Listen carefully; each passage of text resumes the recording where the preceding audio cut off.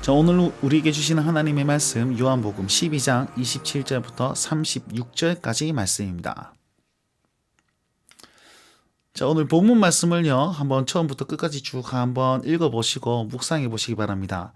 여러분 큐티 하실 때 이 영상을 그냥 무턱대고 먼저 보지 마시고 성경 말씀을 먼저 읽고 묵상한 다음에 이 해설을 보시면 참 좋습니다. 꼭 그렇게 해주시길 부탁을 드리겠습니다. 자, 오늘 말씀을 한번 쭉 읽어보셔서 여러분 오늘 본문의 핵심 구절이 뭔지 한번 정해보시기 바랍니다. 이건 뭐 정답이 없습니다. 묵상에 따라서 그 다음에 마음에 따라서 나는 이 구절을 핵심 구절이라고 생각합니다 라고 할 수 있습니다. 그러나 저는요 31절 32절 이 구절을 핵심 구절이라고 묵상을 하였습니다. 무슨 말씀이냐면 이 세상의 임금이 쫓겨나리라 내가 땅에서 들리면 모든 사람을 내게로 이끌겠노라 하시니 라는 구절입니다. 왜 제가 이 구절을 핵심 구절로 마음에 정했냐면 이때까지 예수님께서는요 자기 때를 알지 못했다 아직 이르지 않았다 그랬습니다. 어제 말씀에 이제 때가 이르렀다 헬라인을 만나면서 때가 이르렀다라면서 자기 때를 말씀하셨죠. 그럼 그때에 무슨 일이 일어날 것인가가 이 구절에 나와 있기 때문에 제가 그렇게 정했습니다. 보시면 어떤 일이 일어납니까? 예수님께서 땅에서 들리는 게 어떤 뜻이죠? 십자가에 달리면 이런 뜻입니다. 예수님의 죽음을 얘기하고 있습니다. 그리고 또 한 가지 예수님께서 십자가에 들려서 땅에서 들리죠. 그죠? 그리고 땅에서 들리는 것은 승천의 때를 얘기합니다. 죽으시고 부활하시고 승천하신 것까지 포함하는 것이 땅에서 들리면 이라는 표현입니다. 근데 1차적으로는 예수님의 죽음을 말씀하고 있습니다. 예수님께서 죽으실 때에 어떤 일이 일어나느냐? 바로 두 가지 일이 일어나는데 이 세상의 임금이 쫓겨날 것이다 라고 말합니다. 이 세상의 임금은 사탄 마귀가 되겠죠. 세상이 될 것입니다. 자, 이 구절은 심판을 얘기하는 것입니다. 하나님께서 심판하실 것이다. 두 번째는요, 땅의 모든 사람을 내게로 이끌겠노라. 이건 구원을 말씀하시는 겁니다. 그럼 구원과 심판의 그 근거가 무엇입니까? 바로 예수님께서 땅에서 들리는 것이다. 그렇게 말씀하고 있지 않습니까?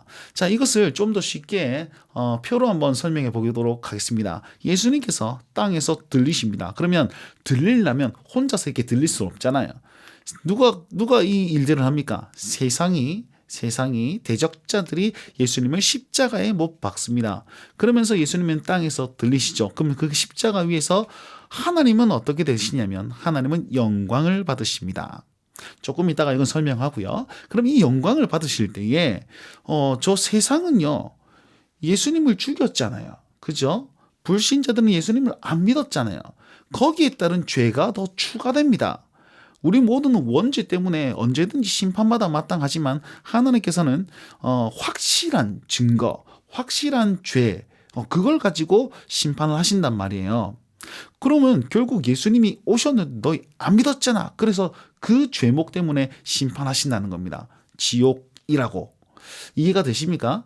이건 요한계시록에도 잘 나타나 있습니다. 요한계시록이 대적들이 이제 신자들을 막 공격하거든요. 그러니까 하나님께서는 이 대적들, 사탄들을 멸하실 때에 너가 우리의 그 교회를 핍박했지 않냐. 그러니까 너는 이 죄로 말미암아 영원 불멸에 처한다. 이렇게 말씀하신단 말입니다.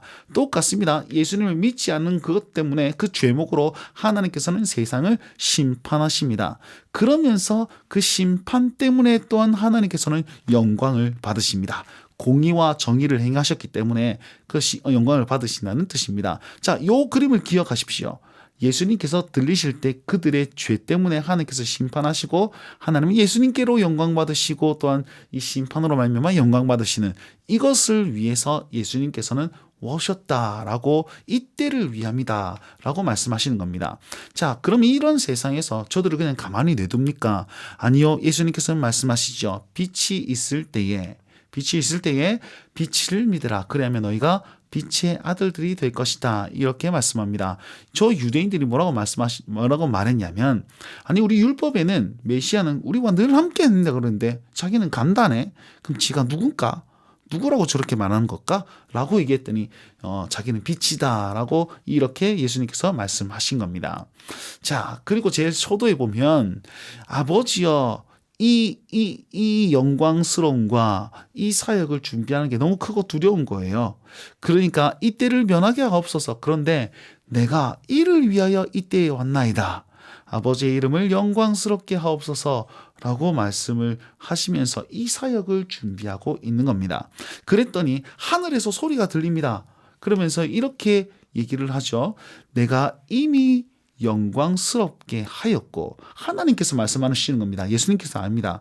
그러니까 하나님이 스스로 자기를 영광스럽게 하였답니다. 그리고 두 번째, 또다시 영광스럽게 할 것이다 라고 말하면서 예수 그리스도가 예수 그리스도 말미암아 성부 하나님께서 자기를 영광스럽게 하셨다라고 표현하고 있습니다. 그러면 이미 영광스럽게 되었다는 말은 언제일까요? 바로 예수님께서 이 땅에 오셨을 때, 그 성육신 하셨을 때 하나님이 영광을 받으셨고, 또한 십자가 부활로 말미암아서 하나님께서 또다시 영광을 받으실 것이다라고 말씀을 하고 계십니다.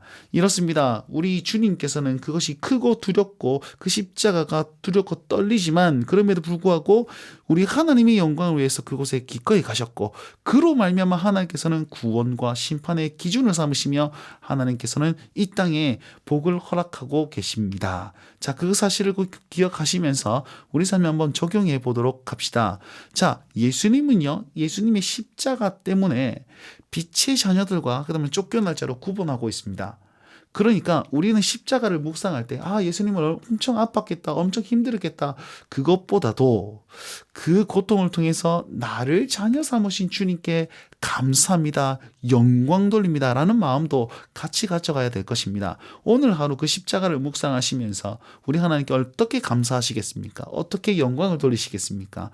고민해 보셨으면 좋겠고, 두 번째, 여러분 신앙으로 당하는 고난은요, 기쁨이 되어야 됩니다. 이유가 뭡니까? 그것을 근거로 하나님께서는 심판하시고, 하나님께서는 이 땅을 바로잡으시고 자기 영광을 취하시기 때문입니다. 그러니까 오늘 혹여나 신앙인으로 인해서 좀 세상에 구박받고 또 친구들에게 욕을 먹고 뭐 그렇다라도 여러분 움츠러들지 마시고 쭈그러들지 마세요. 오히려 더 당당하게 이것이 주님 주시는 고난이다 하면서 기뻐 받으실 수 있는 그런 믿음의 사람들, 믿음의 운동원들, 믿음의 성도들이 되셨으면 좋겠습니다. 오늘도 이 말씀 붙들고 승리하며 나가십시오. 날마다 주님과